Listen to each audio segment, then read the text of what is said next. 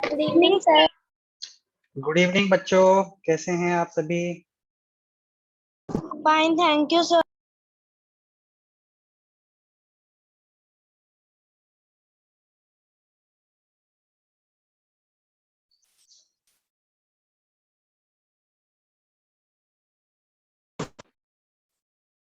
तो आप सभी वो बच्चे हैं ना जो ग्रुप बी से ग्रुप ए में शिफ्ट हुए थे।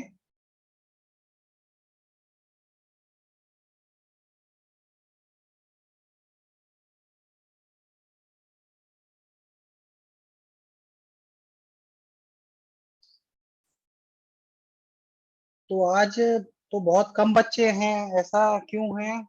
आपको पता नहीं था आज की क्लास का? सर पता था। अच्छा ठीक है, चलो थोड़ी देर वेट कर लेते हैं, या किसी का कोई डाउट है पिछली क्लास का तो वो एक बार देख लेते हैं।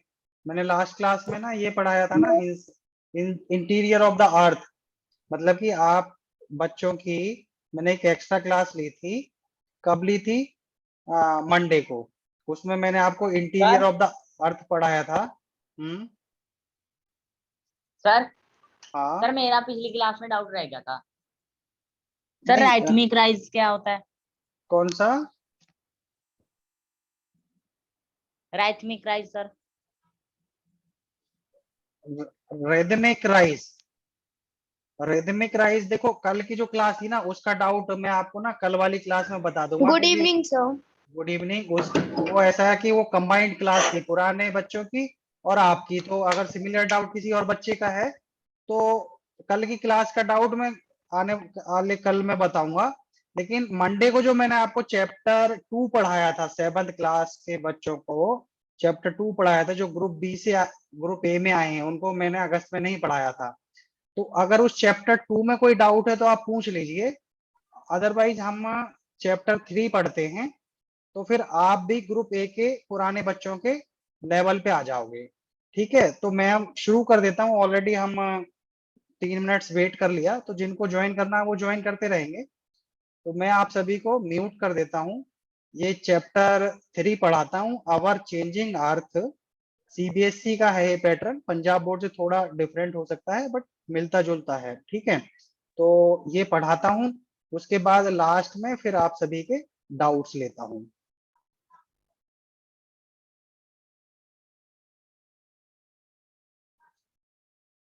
तो जैसा कि इस चैप्टर का टाइटल है अवर चेंजिंग अर्थ, तो हमारी जो अर्थ है वो कैसे चेंज हो रही है। ठीक है, अब लास्ट जो चैप्टर था चैप्टर 2, उसमें हमने इनसाइड ऑफ अर्थ के बारे में पढ़ा कि हमारी अर्थ है जो, उसके अंदर क्या क्या चीजें होती हैं। क्रस्ट है, मेंटल है, कोर है, वो सारी चीजें हमने उसके बारे में पढ़ा। अब हम पढ़ते हैं अवर चेंजिंग अर्थ। तो एक चीज और इम्पोर्टेंट कि हर चैप्टर का पहला पैराग्राफ पिछले चैप्टर से कुछ ना कुछ लिंक देता है, कुछ ना कुछ कोरिलेशन देता है। तो जैसे ये पहला पैराग्राफ है, the lithosphere is broken into a number of plates known as the lithospheric plates. You will be surprised to know that these plates move around very slowly, just a few millimeters each year. This is because of the movement of the molten magma inside the earth. The molten magma inside the earth moves in a circular manner as shown in the activity. मैं वो figure दिखाऊंगा. The movement of these plates causes changes on the surface of the earth. The earth movements are divided on the basis of the forces which cause them. The forces which act in the interior of the earth are called as endogenic forces, and the forces that work on the surface of the earth are called as exogenic forces. Endogenic forces sometimes produce sudden movements and at the other times produce slow movements. Sudden movements like earthquakes and volcanoes cause mass destruction over the surface of the earth. ठीक है, तो ये 3 paragraphs में हम क्या पढ़ते हैं, क्या समझ सकते हैं कि जो अर्थ का सरफेस है उसको हम क्या बोलते हैं, लिथोस्फेयर। अब जो लिथोस्फेयर है उसके उसको हमने कई सारी प्लेट्स के अंदर डिवाइड किया हुआ होता है कि जो क्रस्ट है ना उसका पोर्शन को हम लिथोस्फीयर बोलते हैं। तो वो 5 से लेके 35 किलोमीटर तक होता है। तो हमने हर किलोमीटर, 200 मीटर, 300 मीटर पे ऐसे प्लेट्स उसमें होती हैं, ठीक है, उसको ब्रोकन डाउन किया हुआ होता है। तो वो जो प्लेट्स हैं लिथोस्फीयर के अंदर, उनके अंदर कोई ना कोई मूवमेंट होता रहता है। और वो मूवमेंट ना हमें नहीं दिखता। अब जहाँ पे हम बैठे हैं उसके नीचे जो प्लेट्स हैं उनमें भी कोई ना कोई मूवमेंट हो रहा है, बट हमें नहीं पता चल रहा, क्योंकि बहुत ही स्लो मूवमेंट है, बट होता है। क्योंकि हमने बहुत लंबे समय तक साइंटिस्ट ने और जो ऑब्जर्वेटर्स हैं उन्होंने ऑब्जर्व किया और वो इस कंक्लूजन पे पहुंचे कि इसमें मूवमेंट होता है। अब हमने समझा कि ये जो मूवमेंट है ये क्यों होता है, इसका रीजन क्या है। तो जो हमारी अर्थ है उसकी 3 लेयर्स होती हैं, क्रस्ट, मेंटल और कोर। तो उसके अंदर जो कोर होती है उसके अंदर होते हैं आपके, ज्यादातर नाइफ बोलते हैं, निकल और फेरस मेटल्स होती हैं। और बहुत ज्यादा टेम्परेचर होता है, प्रेशर होता है। तो जैसे किसी पर्टिकुलर पॉइंट पे प्रेशर बढ़ जाता है तो वो जो मॉल्टन फॉर्म में जो वहां पे ये मेटल्स रहती हैं उसका जो मैग्मा है वो फ्लो करता है, मेंटल को ब्रेक करते हुए बाहर निकलता है। तो ऑलरेडी जो मूवमेंट है वो हो रहा है, लेकिन जब एकदम से सडनली बहुत ज्यादा अमाउंट में ये बाहर निकलता है तो एक सडन मूवमेंट्स होते हैं। अब जब सडन मूवमेंट्स होते हैं तो उनको हम अर्थक्वेक्स बोलते हैं या वल्केनोज बोल देते हैं। लेकिन जो ये मूवमेंट्स होते हैं ये एक फोर्स के कारण होते हैं, ठीक है। कि क्या फोर्सेज होते हैं, उनको हमने दो तरह से डिवाइड किया हुआ, एक एंडोजेनिक फोर्सेस और दूसरा एक्सोजेनिक फोर्सेस। अब एंडोजेनिक फोर्सेस क्या होते हैं, सडन फोर्सेस होते हैं, डायस्ट्रोफिक फोर्सेस होते हैं, ठीक है, building, mountains, earthquake, volcano, landslides, इस तरह के इनके इम्पैक्ट पड़ते हैं। अब एक्सोजेनिक फोर्स क्या होते हैं, जो सरफेस पे होते हैं। कैसे आते हैं, रिवर के फ्लो के कारण, विंड के कारण, सी वेव्स के कारण, ग्लेशियर्स हैं जो मेल्ट होते हैं तो उसके कारण ये आते हैं। अब जो फोर्सेज होते हैं वो लिथोस्फीयर की प्लेट्स को मूव करते हैं। लेकिन अगर हम को याद रखना है कि भाई कई बार कंफ्यूजन हो जाती है एंडोजेनिक और एक्सोजेनिक।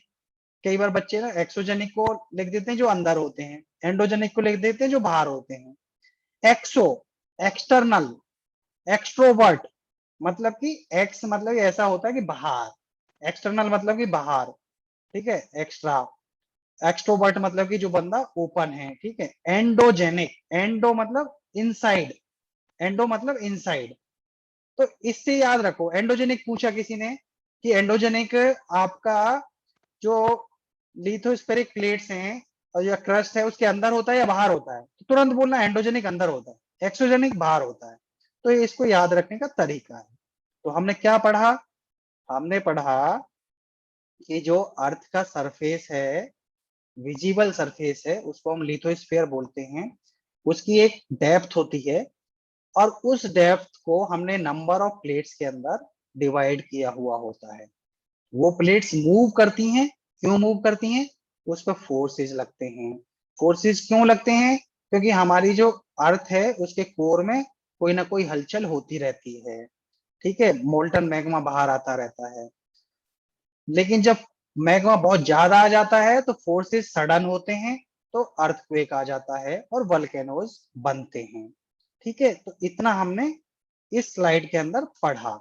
अब आगे हम पढ़ेंगे कि वल्केनो क्या होता है, अर्थक्वेक्स क्या होता है, ठीक है। ये दो नई चीज आई हमारे सामने पिछली स्लाइड में।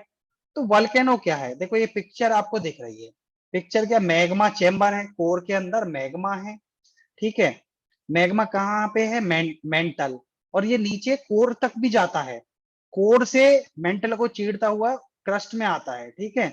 और क्रस्ट से ऊपर कोई, मतलब ये बाहर निकलता है क्योंकि वहां पे रॉक्स वगैरह होती हैं। आप देख रहे हो ये जो रेड वाला है ये आपका मैग्मा है। और जब ये बाहर निकलता है तो ये वल्केनो के रूप में बाहर निकलता है और बाहर जाके ये सेटल हो जाता है, ठीक है। और सीधी गैसेज बाहर निकल जाती हैं। कई बार ये सीधा ऊपर जाता है, कई बार ये साइड्स में, मतलब कि क्रस्ट के जस्ट ऊपर सेटल डाउन हो जाता है। तो ये मैग्मा होता है। अगर इसको हम डिफाइन करें तो क्या होता है, volcano is a went in the earth crust through which मॉल्टन material erupt suddenly. मतलब ये एक वेंट होता है, एक होल होता है, उससे कहां पे होता है, क्रस्ट के अंदर होता है, जहां से मैग्मा, मोल्टन मैग्मा बाहर निकल जाता सडनली। ठीक है, अब हम पढ़ेंगे अर्थक्वेक्स के बारे में।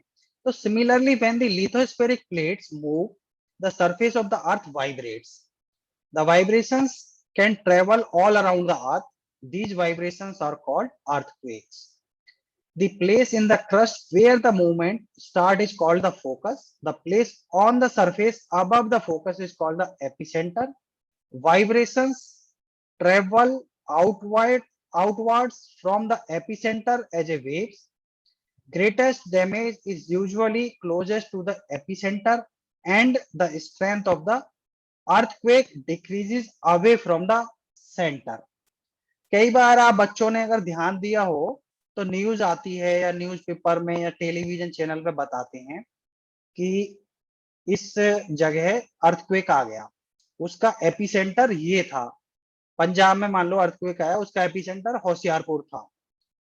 तो एपिसेंटर के आसपास ना सबसे ज्यादा डैमेज होगी, और एपिसेंटर से जैसे डिस्टेंस बढ़ता चला जाएगा तो उसका जो डैमेज है वो कम होता चला जाता है।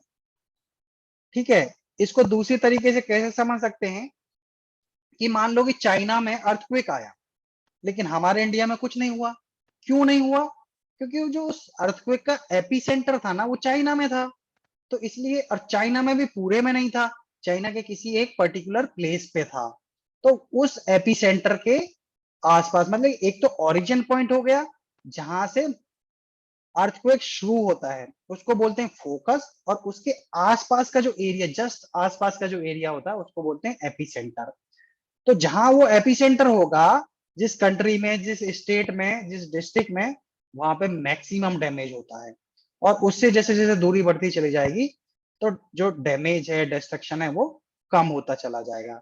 तो ये अर्थक्वेक है, मतलब कि जब हमारी अर्थ की जो प्लेट्स हैं वाइब्रेट करती हैं और ये वाइब्रेशंस ऑल अराउंड अर्थ ट्रेवल करती हैं।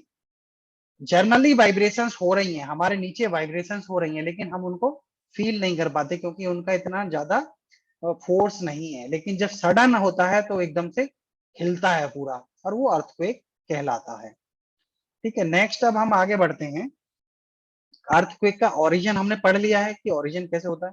Although earthquakes can not be predicted, the impact can certainly B minimized if we are prepared beforehand. Some common earthquake prediction methods adopted locally by people include studying animal behavior. Fish in the ponds get agitated, snakes come out from the holes. देखो, दो चीजें हैं। एक जैसे weather forecasting है, weather forecasting हम कर लेते हैं सैटेलाइट्स के हेल्प से। उसका जो डेटा होता है उसके बेसिस पे हम वेदर फोरकास्टिंग कर लेते हैं कि आज यहाँ पे इतना टेम्परेचर रहेगा, ह्यूमिड रहेगा, या बारिश आएगी नहीं आएगी। लेकिन जो अर्थक्वेक्स है ना, उसका अभी तक हमारे पास ना कोई ऐसा मैकेनिज्म नहीं बना है साइंस में कि हम उसको प्रेडिक्ट कर पाए। बट एक लंबे समय से अर्थक्वेक्स आ रहे हैं, बहुत सारे जो बिल्डिंग्स हैं वो डैमेज हो जाती हैं, तो उनको प्रोटेक्ट करने के लिए ना हम प्रिपेयर हो सकते हैं। प्रिपेयर कैसे हो सकते हैं कि जब अर्थक्वेक आता है, मान लो वो रिक्टर स्केल पे हम उसको डिफाइन करते हैं, उसकी डिग्री, ज्यादा रिक्टर होता है तो उसका ज्यादा डैमेज होता है। तो हम क्या करते हैं कि मान लो इतने रिक्टर पे इतनी वाइब्रेशंस होंगी, तो इतनी वाइब्रेशन से इतना फोर्स लगेगा, तो हम कोई बिल्डिंग बनाएंगे तो हम उसको अर्थक्वेक प्रूफ बना सकते हैं। उसका ज्यादा बड़ा बेस बना देंगे, कंक्रीट ज्यादा यूज करेंगे, आयरन रॉड्स ज्यादा यूज करेंगे, तो हम प्रिपेयर हो जाते हैं, अपने आप को प्रिपेयर कर लेते हैं अर्थक्वेक्स को अवॉइड करने के लिए, अर्थक्वेक से जो डैमेज होती है उसको कंट्रोल करने के लिए। बट हम उनको प्रेडिक्ट नहीं कर सकते। बट ह्यूमन ने ऑब्जर्व किया कि कुछ एनिमल्स, कुछ इंसेक्ट्स ऐसे होते हैं, कुछ लिविंग क्रिएचर्स ऐसे होते हैं जिनके अंदर ना कुछ मूवमेंट होता है। मूवमेंट, जो फिश है, फिश और एक स्नेक्स और एक डॉग्स, ये तीन ऐसी चीजें हैं जिनको एक भगवान ने एक्स्ट्रा दिया हुआ है सेंस कि जब भी अर्थक्वेक आता है तो इनको थोड़ा समय पहले पता चल जाता है।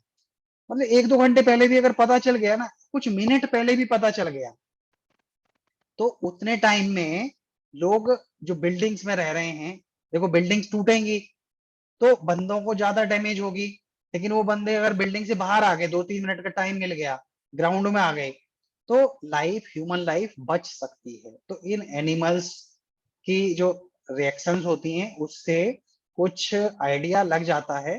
तो कई जगह इन एनिमल्स के, इंसेक्ट्स के रिएक्शन से ह्यूमन लाइफ्स को बचाने में हेल्प मिली है।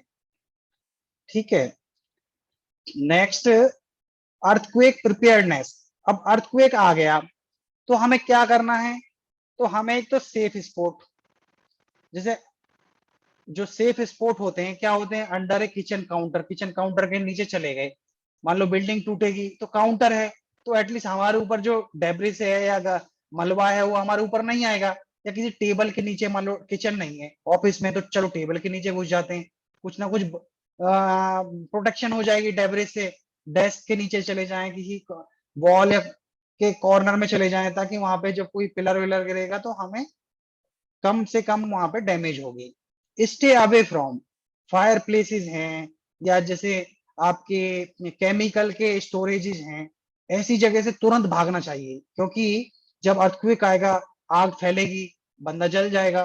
केमिकल भरा हुआ डेंजरस केमिकल, वो एकदम से उसका जो टैंक है वो फट जाएगा, तो वहां से हमें तुरंत भागना चाहिए। ठीक है, be prepared, spread awareness amongst your friends and family members and face any disaster confidently. मतलब कि मेंटली हम सबको प्रिपेयर रहना चाहिए। अर्थक्वेक आ गया तो हमें पता है कि डेस्क के नीचे जाना है, किचन काउंटर के नीचे जाना है, और हो सके तो बिल्डिंग को ही छोड़ के ओपन ग्राउंड में चले जाओ, तो वहां पे बिल्डिंग वगैरह गिरने से आपको डैमेज नहीं होगी। तो हमें मेंटली प्रिपेयर रहना है। अब मेजर लैंड फॉर्म्स होते हैं, देखो हमने अब तक क्या पढ़ा? हमने पढ़ा कि जो हमारी लिथोस्फीयर है उसमें बहुत सारी प्लेट्स होती हैं, उनमें वाइब्रेशन होता रहता है।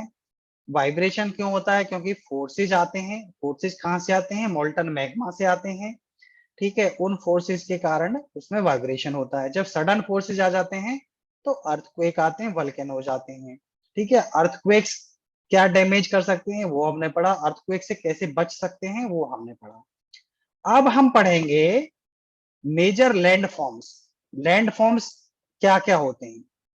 जैसे लैंड फॉर्म्स, एक हमने ना वेदरिंग पढ़ा होगा 6th क्लास में आप लोगों ने। वेदरिंग क्या होता है? वेदरिंग में जो एक्सपोज रॉक्स होती हैं वो डीके होती रहती हैं over a period of time with temperature, pressure, और उनके छोटे छोटे टुकड़े, मतलब कि breaking of the rocks on the earth surface, erosion is the, वो छोटे छोटे टुकड़े गिरते रहते हैं। अब नेक्स्ट होता है erosion. Erosion is the bearing away of the landscape by different agents like water, wind and ice. मतलब वेदरिंग से जो छोटे छोटे टुकड़े आए, या वो जो एक्सपोज रॉक है वो कमजोर हो गई, तो हवा पानी उसको बहा ले जाता है। तो इससे क्या होती है कि लैंड का इरोजन होता है।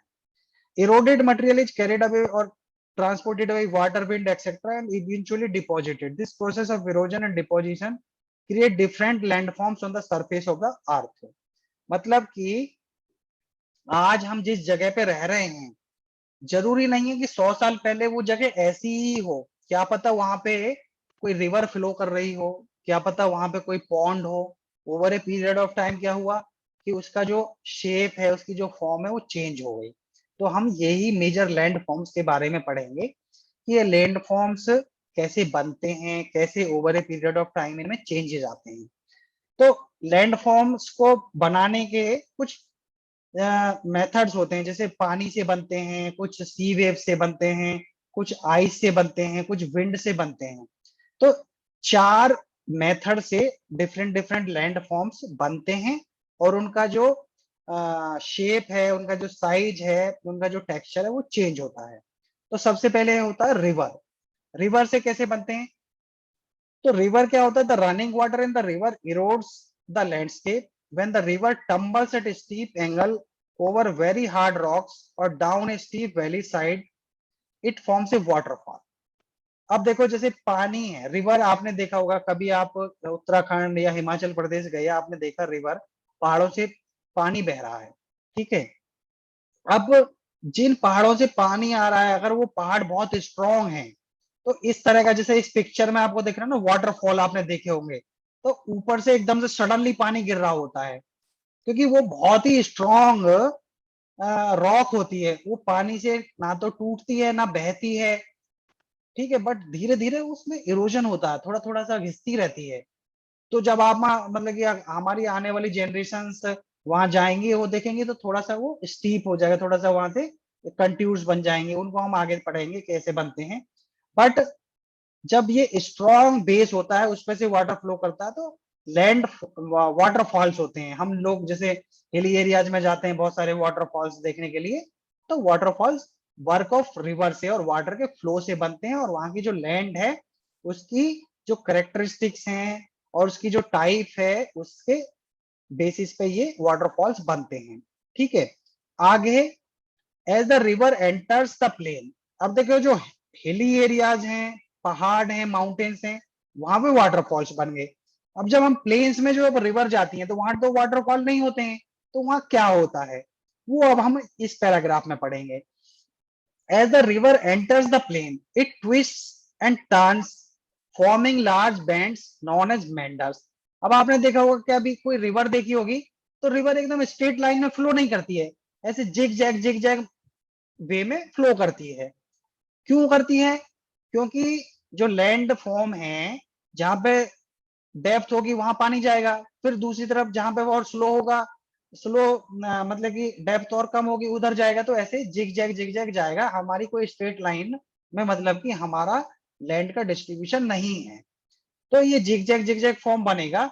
और जहां पे ये देखो जैसे ये मेंडर लिखा हुआ है, एकदम काले काले डॉट्स हैं, तो ये जो एकदम स्टीप जो कॉर्नर बन जाते हैं, ठीक है, as the river enter the plain it twists and turn forming large bends. तो जो लार्ज बैंड्स होते हैं, इनको हम बोलते हैं मिएंडर। अब ये कैसे बनते हैं? Due to continuous erosion and deposition along the sides of the meander, the ends of the meander loop come closer and closer. In due course of time, the meander loop cuts off from the river and forms a cut off lake. देखो, cut off lake क्या होता है? जैसे ये oxbow lake है, ये oxbow lake पहले, ये जो ब्लू लाइन है, ये एक्चुअली यहाँ से जो ऑक्सबो लेक लिखा हुआ है एरो वाला, यहाँ से ऐसे करके फ्लो हो रही थी। But over a period of time क्या हुआ कि इसके जो ये कॉर्नर है दूसरा वाला, वो इससे कट ऑफ होता चला जाता है, और ये एक लेक टाइप का बना लेता है। हमने कई बार देखा होगा रिवर्स के पास या सी के आसपास इस तरह की लेक्स बन जाती हैं, और जो सी से या फिर हमारे रिवर से एकदम कट ऑफ हो जाती हैं, उनमें पानी भरा रहता है। तो ये जो मिएंडर है, ये over a period of time आपका कट ऑफ लेक बना देता है, जिसको ऑक्सबो लेक बोलते हैं। ठीक है, फिर एक और फिनोमिना होता है कि जो रिवर है, रिवर के जो दोनों कॉर्नर्स हैं, उन दोनों कॉर्नर्स पे लीव्स बन जाते हैं, लेबीज। लेबीज क्या होते हैं? As it floods it deposits layers of fine soil and other material called sediments along its banks. तो रिवर के जो बैंक्स हैं, जो किनारे हैं, उन पे ना पहाड़ों से थोड़ा थोड़ा सॉइल लेके आती है, फाइन सॉइल होती है, वो डिपॉजिट होती चली जाती है, और वहां पे फूड फ्लड प्लेन बन जाते हैं। उन फ्लड प्लेन के अंदर जो फर्टिलिटी होती है वो काफी अच्छी होती है, वहां पे हम कल्टीवेशन कर सकते हैं। बट कई बार क्या होता है, वो जो लेवीज होते हैं, वहां पे जब कई बार फ्लड आती है, तो फ्लड के केस में वो पानी वहां तक चला जाता है, तो फिर से वो जो सॉइल है उसको वो बहा ले जाता है, कई बार हमारी क्रॉप्स को ले जाता है। बट जो फ्लड प्लेन से थोड़ा ऊपर होता है उसको लेवीज बोलते हैं, और जो लेवीज से थोड़ा और ऊपर होता है, वो जो जगह होती है वो बहुत ही ज्यादा सूटेबल हमारी फार्मिंग के लिए होती है। अब हम बात करेंगे रिवर का एक और फॉर्म होती है। देखो, जब रिवर पहाड़ों में होती है तो क्या बनता है? उस समय बनते हैं वाटरफॉल्स। जब प्लेन्स में आती है तो मिएंडर बनाती है, ठीक है, कट ऑफ लेक्स बनाती है, लेवीज बनाती है। लेकिन जब वो समुद्र में जाके मिलती है तो डेल्टा बनाती है। देखो, आप इस पिक्चर में देख रहे हो फिगर 3.6 में, तो शुरू में तो एक ही लाइन थी, मेन रिवर थी, लेकिन जब समुद्र में मिलती है ना, तो बहुत ज्यादा डिस्ट्रीब्यूटरीज बना लेती है वो। ठीक है, ये डिस्ट्रीब्यूटरीज के बीच का जो एरिया है, river begins to break up into a number of streams called distributaries. तो नंबर ऑफ स्ट्रीम्स बन गई, तो इन नंबर ऑफ स्ट्रीम्स को हम डिस्ट्रीब्यूटरीज बोलते हैं। The river becomes so slow that it begins to deposit its load, each distributary forms its own mouth, सबके अपने अपने माउथ मुंह बन जाते हैं। The collection of sediments from all the mouth forms a delta, इन सभी के माउथ से जो कलेक्शन ऑफ सेडिमेंट्स होता है उसको हम बोलते हैं डेल्टा, तो वहां पे डेल्टा फॉर्म होते हैं। तो रिवर का काम हमने पढ़ा, रिवर से किस तरह से लैंड फॉर्म्स में हमारे चेंजेज आता है वो हमने अब तक पढ़ा। अब हम पढ़ेंगे सी वेव्स के कारण हमारे जो, या सी का जो वाटर है उसके कारण हमारी जो लैंड फॉर्म है उसमें क्या चेंजेस आते हैं। The erosion and deposition of the sea waves gives rise to the coastal landforms. Sea waves continuously strike at the rocks, cracks develop. Over time, they become larger and wider. Thus, hollow-like caves are formed on the rocks. They are called sea caves. As these cavities become bigger and bigger, only the roof of the caves remain, thus forming sea arches. Further erosion breaks and roof and only walls are left. These wall-like features are called stakes. The steep rock coast rising almost vertically above seawater is called sea cliff. The sea waves deposit sediments among the shores, forming beaches. अब देखो समुद्र में जो पानी है और जो waves हैं उससे चार इंपॉर्टेंट चीजें बनती हैं। क्या इंपॉर्टेंट चीजें हैं? जैसे समुद्र है वहां पे पहाड़ियां होती हैं, वहां पर रॉक्स होती हैं, तो जो वाटर का फ्लो है, सी वेव्स हैं, वो क्या होता है उनको हिट करती रहती है, हिट करती रहती है, उसके अंदर डेंट डालती रहती हैं। ठीक है, वो डेंट और गहरे होते चले जाते हैं। तो उसके अंदर क्या होता है, कई बार आप एक बोट लेके जाओ, वो बोट लेके जा सकते हो सी केव के अंदर। कुछ जो सी के अंदर जो एनिमल्स हैं वो उसके अंदर आपके जाके छुप सकते हैं, रह सकते हैं, लेकिन over a period of time फिर से वो हिट करेगा, हिट करेगा, और वो किसी रॉक को एक आर पार एक छेद कर देगा। उस छेद को हम बोलते हैं सी आर्च। वो सी आर्च होते हैं, देखो आपको जैसे इस पिक्चर में दिख रहा है लेफ्ट वाले उसमें ब्लैक ब्लैक जो इस रॉक के नीचे है वो सी केव बना, सी केव के बाद सी आर्च बना।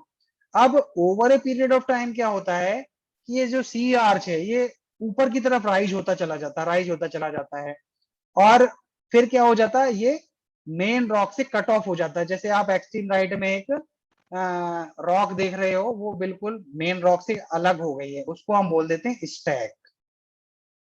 और जो steep rock coast rising almost vertically above sea water is called sea cliff. और जो नेक्स्ट वो बनता है उसको हम सी क्लिफ बोलते हैं। और जो सी वेव्स के कारण जो सेडिमेंट्स आते हैं समुद्र से वो हमारे बना देते हैं बीचेस को। तो देखो ये चार इंपॉर्टेंट चीज हैं, सी केव्स, सी आर्चेस, स्टैक्स और सी क्लिफ, ये बनती है रॉक्स के अंदर। और जो सी का जो समुद्र है, सी है, उसका जो शोर है उस पे बनते हैं बीचेस। अब हम जो आइस है, आइस से कैसे हमारी जो लैंड फॉर्म्स हैं वो चेंज होते हैं उसके बारे में इस पैराग्राफ में पढ़ते हैं। Glaciers are rivers of ice which to erode the landscape by bulldozing soil and stones to expose the solid rock below. Glaciers carve out deep hollows there. As the ice melts, they get filled up with water and become beautiful lakes in the mountains. The material carried by the glaciers, such as rocks, big and small, sand and silt, gets deposited. These deposits form glacial moraines. अब देखो ये glacier है, glacier क्या होता है कि जो आपकी रॉक हैं उनके ऊपर बर्फ जम जाती है और एक कंटिन्यूअस बहुत बड़े एरिया में बर्फ जम जाती है, तो उसको हम बोल देते हैं ग्लेशियर्स। अब over a period of time क्या होता है, ग्लेशियर्स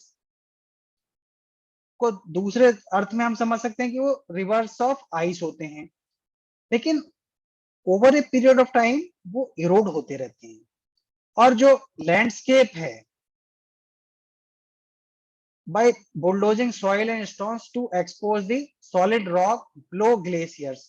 अब over a period of time जो उनकी आइस है वो मेल्ट होती है, ठीक है, हवा चलती है, वहां पे टेम्परेचर होता है, तो उसके कारण जो हम उसके नीचे की जो रॉक होती है और नीचे जो जमीन होती है वो एक्सपोज हो जाती है। Expose the solid rock below, उसके नीचे जो सॉलिड रॉक्स हैं वो एक्सपोज हो जाती हैं। जैसे आप इस ग्लेशियर में देखो, व्हाइट व्हाइट एरिया है आपका आइस, बाकी के जो एरियाज हैं आपका बर्फ का लेवल कम हुआ तो ये एरियाज एक्सपोज हो गए, ठीक है।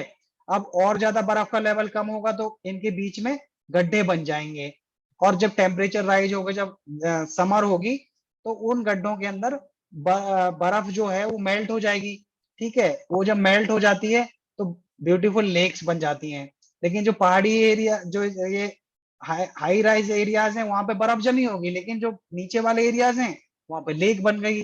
कई बार वो और फर्दर आइस मेल्ट होती है तो वो लेक्स फ्लो करने लग जाती हैं, तो वहां ग्लेशियर्स में सिर्फ रिवर टाइप की बन जाती हैं, ठीक है। और जो इन डेप्थ्स के अंदर जो स्मॉल पार्टिकल्स होते हैं रॉक्स के या सैंड के या सिल्ट, वो डिपॉजिट हो जाती हैं, तो इन डिपॉजिट्स को ग्लेशियल मोरेन्स बोलते हैं। तो ये हमारा आइस के द्वारा लैंड फॉर्म्स में जो चेंजेस आते हैं वो हमने इसमें डिस्कस किया। तो अब तक हमने रिवर के द्वारा लैंड फॉर्म्स में जो चेंजेस आते हैं वो पढ़ा, सी वाटर और सी वेव्स के कारण जो लैंड फॉर्म्स में चेंजेस आते हैं वो पढ़ा, फिर आइस के द्वारा हमारे जो लैंड फॉर्म्स हैं उनमें क्या चेंजेस आते हैं वो पढ़ा। अब जो लास्ट है वो है विंड, इसको पढ़ लेते हैं, इसके बाद फिर हम लोग डाउट्स लेते हैं। Work of wind, have you ever visited a desert? आप डेजर्ट में गए होंगे, वहां पे आपने पिक्चर्स वगैरह ली होंगी, सैंड ड्यून्स देखे होंगे, तो वो चीजें होती क्या हैं? An active agent of erosion and deposition in the deserts is wind. तो जो इरोजन और डिपोजिशन होता है डेजर्ट्स के अंदर वो विंड के कारण होता है। जब हवा फ्लो करती है तो एक जगह से दूसरी जगह सैंड को ले जाती है। आप कभी जैसलमेर गए हो तो आपने देखा होगा, वहां पे जो सैंड ड्यून्स है, वहां पे आप खड़े हो तो हवा से वो जो आपकी सॉइल है वो उड़ती रहती है, एक जगह से दूसरी जगह जाती रहती है, ठीक है। तो वहां पे मेजर ये एजेंट होता है एयर। और डेजर्ट्स के अंदर you can see rocks in the shape of mushroom, commonly called mushroom rocks. तो वहां पे क्या होता है कि जो रॉक्स है ना वो मशरूम का जैसा पिक्चर होता है उस तरह की बन जाती हैं, लेकिन वो सैंड से बनी हुई होती हैं और मशरूम जैसी शेप होती है, तो उनको हम मशरूम रॉक्स बोल देते हैं। winds erode the lower section of the rock more than the upper part, therefore such rocks have narrower base and wider top। ठीक है, तो नीचे वाले जो पार्ट्स हैं वहां से आपकी सैंड को ले जाती है, लेकिन ऊपर सैंड बनी रहती है, तो ऊपर वाला पार्ट बड़ा होता है, नीचे वाला छोटा हो जाता है, तो वो एक मशरूम टाइप का बन जाता है, इसलिए उनको मशरूम रॉक्स बोलते हैं। when the wind blows it lifts and transports sand from one place to another। when it stops blowing the sand falls and gets deposited in low hill like structures, these are called sand dunes। तो जब sand high rise area से हवा के द्वारा बहती है और जब हवा चलना बंद हो जाती है तो वो लो एरियाज में जाके डिपॉजिट हो जाती है और वहां सेडिमेंट हो जाती है, उनको सैंड ड्यून्स बोल देते हैं। when the grains of sand are very fine and light the wind can carry it over very long distances। देखो जब जो हमारी सैंड है उसके जो पार्टिकल्स हैं वो बहुत छोटे होंगे, बहुत पतले होंगे, तो वो लाइटर होंगे, तो उनको हवा बहुत दूर तक ले जाती है। जब वो हैवी होते हैं तो वो थोड़ी दूर तक ही हवा उनको मूव कर पाती है, आगे जाके वो वहां रुक जाते हैं। तो such sand is deposited in large areas, it is called loess. तो इन एरियाज को लॉइस बोलते हैं, और इस दुनिया में सबसे ज्यादा लॉइस आपके चाइना के अंदर पाए जाते हैं, ठीक है। तो ये हमने जो चैप्टर थर्ड है उसको पढ़ा। अब हम आपको अनम्यूट कर देते हैं, और आपके जो भी डाउट्स हैं आप हैंड रेज करके आप अपने डाउट्स पूछ सकते हैं। आप सभी हैंड रेज कर लीजिए जिनको डाउट्स हैं, मैं वन बाय वन सभी के डाउट्स को लूंगा। तो पहला हम क्वेश्चन अक्षरम से पूछते हैं। हाँ, अक्षरम ने हैंड रेज किया। अक्षरम बताओ आपको क्या पूछना है? सर हमने वर्क ऑफ रिवर समझना है दोबारा से। Work of river. रिवर, ठीक है, ये मैं बता देता हूँ। देखो, वर्क ऑफ रिवर क्या है? रिवर हमारी कहाँ से ओरिजिन होती है? रिवर हमारी ओरिजिन होती है पहाड़ों से, बहती है प्लेन्स में और जाके मिल जाती है समुद्र में। ठीक है, तो तीन इंपॉर्टेंट इसके एरियाज होते हैं। तो जो पहाड़ हैं, पहाड़ हमेशा हार्ड होते हैं, रॉक्स के बने हुए होते हैं। तो क्या होता है कि जब पहाड़ों से ये बहती है तो वहां पे सडनली एकदम से हाई एरिया से लो एरियाज आ जाते हैं। तो हाई एरिया से लो एरियाज में जब पानी बहता है तो वो पानी उस एकदम दीवार के साथ साथ नहीं गिरता, थोड़ा दूर जाके गिरता है। तो वो जो फिनोमिना होता है या जो एक्शन होता है वो रिवर के वाटर के द्वारा, उसको हम बोलते हैं वाटरफॉल्स। आपने कई सारे वाटरफॉल्स देखे होंगे। अब जब वही रिवर का पानी प्लेन्स के अंदर आ जाता है, जैसे पंजाब है हमारा प्लेन है, हमारा दिल्ली है प्लेन है, उत्तर प्रदेश है प्लेन है, हरियाणा है प्लेन है, कुछ एक दो जगह हिल्स हैं, माउंटेन्स हैं, बाकी तो सारा प्लेन है। ठीक है, तो जब रिवर इन प्लेन एरियाज में फ्लो करती है तो वो जिग जैग वे में फ्लो करती है। अब जो जिग जैग वे में जो स्टीप कॉर्नर्स बन जाते हैं, जैसा मैंने आपको बताया दिखाया था, ये जो ब्लैक ब्लैक हैं, ये इनको बोलते हैं मिएंडर। अब over a period of time ये मेंढर क्या होते हैं कि धीरे धीरे थोड़ा सा वाटर को लेके अलग होने लग जाते हैं। तो जब ये लेक्स बना देते हैं, आपने कई बार देखा होगा कि आप रिवर के किसी ब्रिज को क्रॉस किए तो एक तो मेन स्ट्रीम फ्लो कर रही होती है रिवर की, और कहीं दूसरी जगह जाके वहाँ मतलब कि आपका सिर्फ लैंड है, वहां पानी नहीं है, और थोड़ा आगे जाके पानी का एक पॉकेट है जिसको लेक बोल देते हैं। ठीक है, उन वो लेक्स की टाइप्स होती हैं, ऑक्सबो लेक, इस तरह से कट ऑफ लेक्स। तो वो वहां पे लेक बना देता है। और जो उसके जो रिवर के जो बैंक्स होते हैं, उन बैंक्स पे छोटा छोटा जो पहाड़ों से जो रॉक्स ब्रेक होके डीके होके वेदरिंग से आती हैं, उनको जाके डिपॉजिट कर देता है, तो वहां से लेवीज बन जाती हैं। और जब वही रिवर समुद्र के पास जाती है, समुद्र के पास पहुंचती है, तो वहां पे क्या होती है, समुद्र की आपने किसी ने विजिट किया हो तो वहां पे देखोगे कि वहां पे भी सैंड होती है, जैसे डेजर्ट में होती है ऐसे ही वहां पे भी उसी तरह की कुछ सैंड होती है। तो वो ना बहुत लूजन सैंड होती है, तो पानी किसी भी डायरेक्शन में वहां पे फ्लो कर लेता है। तो वहां पे जो मेन रिवर आती है वो बहुत सारे पार्ट्स में, ब्रांचेस में जाके बट जाती है, उनको हम डिस्ट्रीब्यूटरीज बोलते हैं। और उन डिस्ट्रीब्यूटरीज में जो सेडिमेंट्स, जो पार्टिकल्स आके डिपॉजिट हो जाते हैं, उनको हम डेल्टा बोल देते हैं। तो देखो, ये वर्क ऑफ रिवर है। तो आपको ये क्लियर हुआ या अभी कोई डाउट है अक्षरम? चल हो गया। ठीक है, आप हैंड डाउन कर लीजिए। ईशांत बेटा, आपको क्या पूछना सर है? सी क्लिफ समझा दो दोबारा से। हाँ, आप हैंड रेज कर लीजिए, मैं आपको बताऊंगा। अभी मैं पहले ईशांत का ले लेता हूँ एक बार। ईशांत, आपको क्या पूछना है? सर मैंने भी सी के समझना है। सी केव समझना है, ठीक है। तो देखो, अब हम पहले उस पिक्चर को खोल लेते हैं। देखो, ये जो सी केव्स का आ, देखो ये पिक्चर है, इसमें आपको सी केव दिख रहा है, सी आर्च दिख रहा है, स्टेक दिख रहा है। तो जो समुद्र है ना, समुद्रों में ना रॉक्स होती हैं। अब उन रॉक्स से क्या होता है, पानी टकराता है। अब जब पानी टकराता है तो आप देखोगे कि रेगुलरली जब पानी टकराता है ना, तो वो डीके करता है। रॉक्स हो चाहे लैंड हो चाहे सॉइल हो, कुछ भी हो, उसको उसको डेंट देता रहता है। सॉइल और लैंड को ज्यादा फास्टर रेट से, लेकिन रॉक्स को थोड़ा स्लो रेट से।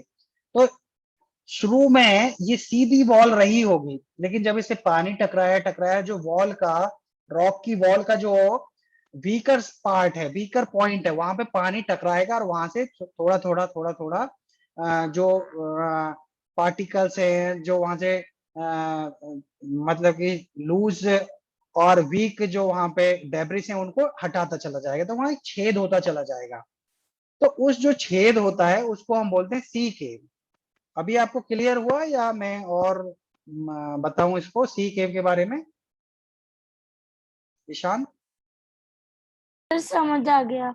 ठीक है, आप हैंड डाउन कर लीजिए। मीनाक्षी, आपको क्या पूछना बेटा?